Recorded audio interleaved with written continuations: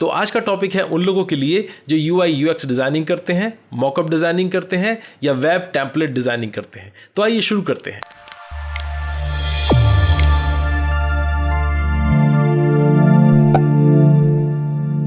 तो आज का टॉपिक है आर्ट बोर्ड। और आर्ट बोर्ड को समझाने के लिए देखिए मैंने फोटोशॉप में 2 फाइलें खोल के रखी हुई हैं। एक ऊपर वाली फाइल है, देखिए इसका नाम है सोशल मीडिया पोस्ट, और देखो ये नीचे मैंने एक फाइल रखी हुई है, इसका नाम है देखो social media post with art board.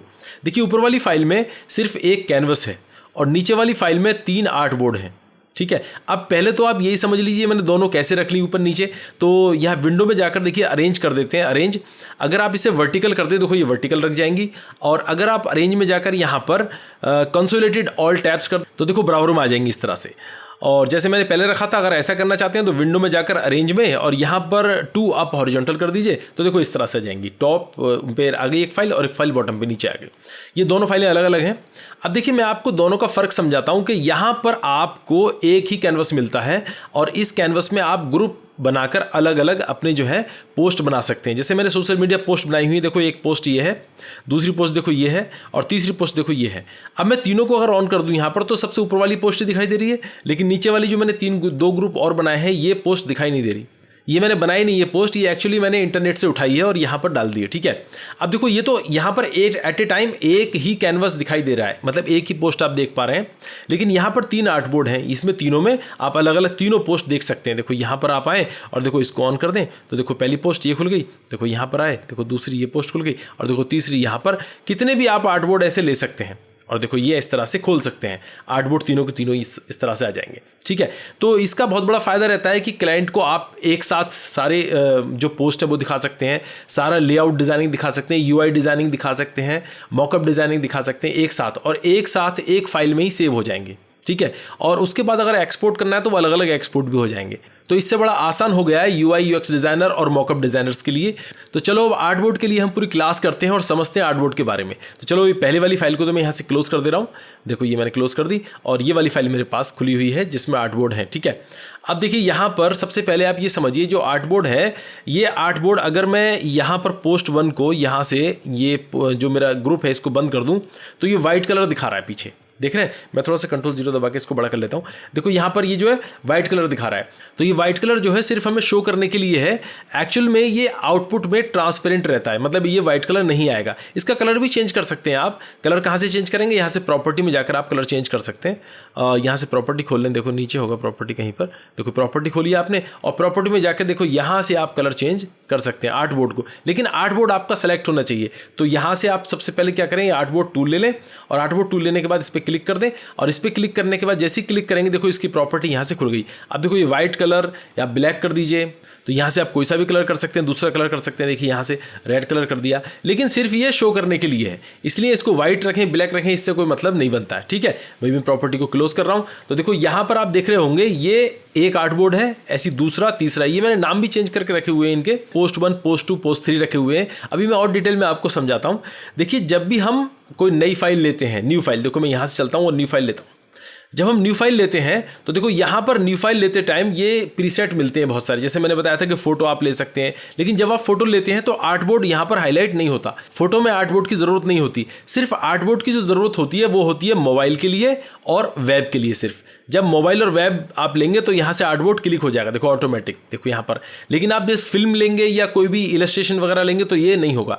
चलिए मैं मोबाइल की बात कर रहा हूँ। मोबाइल में जाने के बाद देखो सबसे पहले ही मैंने प्रीसेट ले लिया और क्रिएट किया, तो देखो यहाँ पर आर्ट बोर्ड आ गया। देखो यहाँ पर ये ट्रांसपेरेंट है और देखो यहाँ पर वाइट कलर है। ये मैं आपको बता ही चुका हूँ कि ये सिर्फ देखने के लिए है। ठीक है, अब हम क्या करते हैं, इसके अंदर कोई पिक्चर लेके आते हैं। चलते हैं फाइल में, फाइल में जाने के बाद यहाँ करते हैं प्लेस एम्बेडेड, और प्लेस एम्बेडेड करने के बाद देखिए यहाँ से कोई पिक्चर ले लेते हैं। देखिए मैंने ये पिक्चर ले ली। अब देखिए ये पिक्चर लेने के बाद आप बाहर क्लिक कर दीजिए या फिर किसी भी टूल पे क्लिक कर दीजिए, तो देखो ये पिक्चर यहाँ पर आर्ट बोर्ड के अंदर आ गई। देखो ये आर्ट बोर्ड लिखा रहा है यहाँ पर आर्ट बोर्ड, और देखो यहाँ भी आर्ट बोर्ड आ रहा है, और देखो ये पिक्चर इसके अंदर आ गई। अब देखिए जो पिक्चर है ये आर्ट बोर्ड के अंदर है। अब इसको ड्रैग करके आप बाहर डाल सकते हैं, ड्रैग करें ऐसे और देखो बाहर ले जाएं। जैसे आप बाहर ले जाएंगे तो देखो ये आर्ट बोर्ड से बाहर आ गई, आर्ट बोर्ड से बाहर चली गई। देखो ये आर्ट बोर्ड से ऊपर, देखिए ऊपर चली गई, आर्ट बोर्ड नीचे रह गया। बात समझे? अभी आप ये समझिए ये जो आर्ट बोर्ड है ये एक तरह का कंटेनर होता है, कंटेनर। आप इसको ड्रैग करके फिर से आर्ट बोर्ड के अंदर डालिए, फिर से ये देखो इसमें आ जाएगी आर्ट बोर्ड के अंदर। देखो ये कंटेनर है एक तरह का, तो कंटेनर के अंदर आप ड्रैग करके कुछ भी डाल सकते हैं। तो ये आर्टबोर्ड हो गया। अब देखिए यहाँ पर आर्टबोर्ड का नाम भी चेंज कर सकते हैं। वो देखिए लेयर पैलेट में आइए और लेयर पैलेट में आने के बाद आर्टबोर्ड पर डबल क्लिक कर दीजिए और यहाँ पर आप कुछ भी लिख सकते हैं। जैसे मैंने अभी लिखा था पोस्ट 1, तो यहाँ पर आपने लिख दिया पोस्ट 1 ऐसे। तो देखो यहाँ पर पोस्ट 1 आ गया, देखो पोस्ट 1 आ गया। इस तरह से आप आर्टबोर्ड का नाम भी चेंज कर सकते हैं। अब बात करते हैं साइज की कि साइज कैसे चेंज करेंगे। तो देखो यहाँ पर टूल मिलता है, मूव टूल के नीचे आर्टबोर्ड टूल।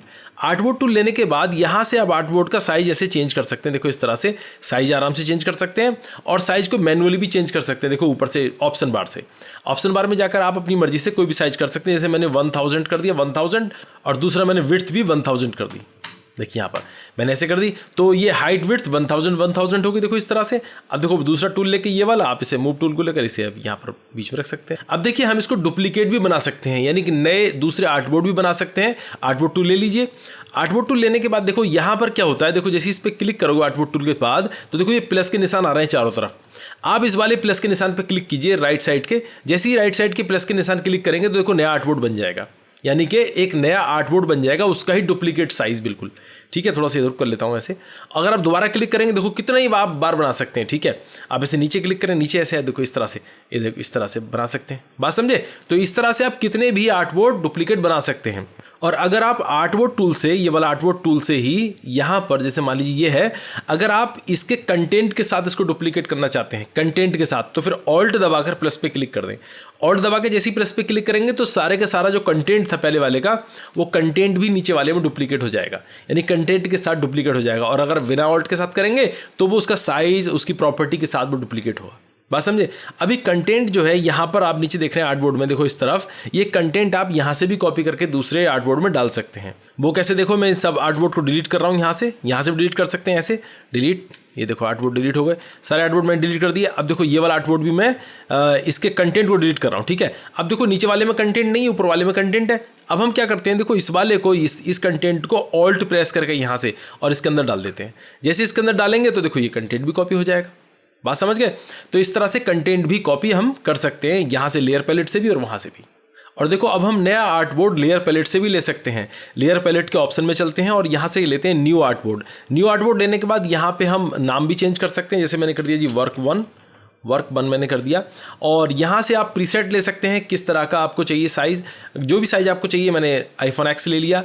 साइज़ भी आप डिसाइड कर सकते हैं अपनी मर्जी से। तो ओके करें तो देखो नया आर्टबोर्ड ऐसे बन जाता है। तो न्यू आर्टबोर्ड भी आप यहाँ से बना सकते हैं। अब इसको अगर मूव करना हो तो आर्टबोर्ड टूल ले लीजिए यहाँ से, और आर्टबोर्ड टूल लेने के बाद देखो बीच में से मूव नहीं होगा, साइड पे से मूव होगा, साइड पे से बिल्कुल यहाँ पे एज पे क्लिक करके ऐसे आप मूव कर सकते हैं इसे।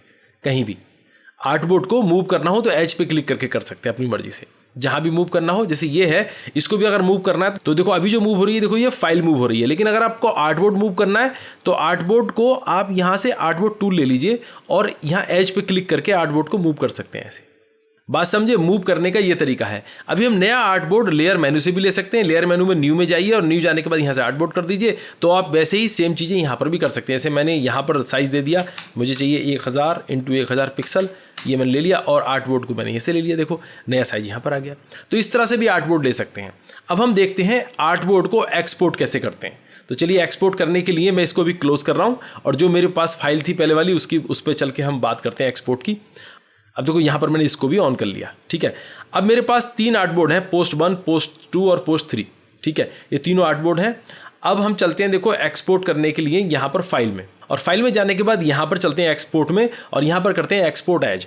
एक्सपोर्ट एज जैसे ही करेंगे तो देखो ये यहाँ पर इसकी विंडो खुल गई एक्सपोर्ट की। मैं इसको थोड़ा साइज़ को छोटा कर लेता हूँ ऐसे और यहाँ पर रख लेता हूँ ऐसे। अब देखो यहाँ पर तीनों पोस्ट आपके सामने, यानी तीनों आर्टबोर्ड आपके सामने आ चुके हैं, पोस्ट 1, पोस्ट 2, पोस्ट 3। देखो तीनों आर्टबोर्ड मिल गए। अब ये तीनों आर्टबोर्ड यहाँ पर टिक हैं। तीनों आर्टबोर्ड को आप एक्सपोर्ट करना चाहते हैं, किस फॉर्मेट में करना चाहते हैं, यहाँ से फॉर्मेट बता सकते हैं, JPEG, क्वालिटी क्या रखना चाहते हैं, साइज़ वगैरह सबके ये हैं ही। तो चलिए यहाँ पर एक्सपोर्ट करते हैं। एक्सपोर्ट करने के बाद हमें बताना है कहाँ पर एक्सपोर्ट करना है। मैंने कहा जी डेस्कटॉप पर, डेमो के अंदर हम एक्सपोर्ट कर दे रहे हैं। डेमो में मैंने यहाँ पर सेलेक्ट फोल्डर और बस ये एक्सपोर्ट हो जाएंगे। देखो अब हम खोल देंगे, देखो यहाँ पर डेमो खोलते हैं और देखो डेस्कटॉप डेमो। तो देखो ये तीनों हमारे पास पोस्ट 1, पोस्ट 2, पोस्ट 3 देखो यहाँ पर आ चुके हैं। बात समझ गए? तो फाइल से एक्सपोर्ट ना करके आप यहाँ से आप इसको एक्सपोर्ट इनको यहाँ से भी कर सकते हैं। इनको सेलेक्ट करके जिसको भी आप एक्सपोर्ट करना चाहते हैं, जैसे मान लीजिए पोस्ट 1 को एक्सपोर्ट करना चाहते हैं और यहाँ से आप लेयर पैलेट से भी एक्सपोर्ट कर सकते हैं। देखो एक्सपोर्ट एज, और यहाँ जाकर भी आप खाली एक देखो जिसको सेलेक्ट किया है वही आप एक्सपोर्ट कर सकते हैं अपनी मर्जी से। तो यहाँ पर साइज भी डिसाइड कर सकते हैं उसका, जो भी अपनी मर्जी। इसको आप डिलीट कर दीजिए यहाँ से, नहीं तो फिर डबल बार बार सेव होगा, ठीक है, और एक्सपोर्ट कर सकते हैं। तो आज ये था आर्टबोर्ड का ट्यूटोरियल। कैसा लगा आपको? अगर आपको अच्छा लगा तो लाइक करें, शेयर करें, और गाइज कुछ कहना है तो कमेंट बॉक्स में लिखकर बताएं। गाइज अगर आप नए हैं, आपने अभी तक हमारे चैनल को सब्सक्राइब नहीं किया है तो प्लीज़ सब्सक्राइब करें और बेल आइकन को दबाना ना भूलें, जिससे कि आपको हमारे नोटिफिकेशंस मिलते रहें। तो गाइज मिलते हैं नेक्स्ट ट्यूटोरियल में, तब तक के लिए take care and bye bye.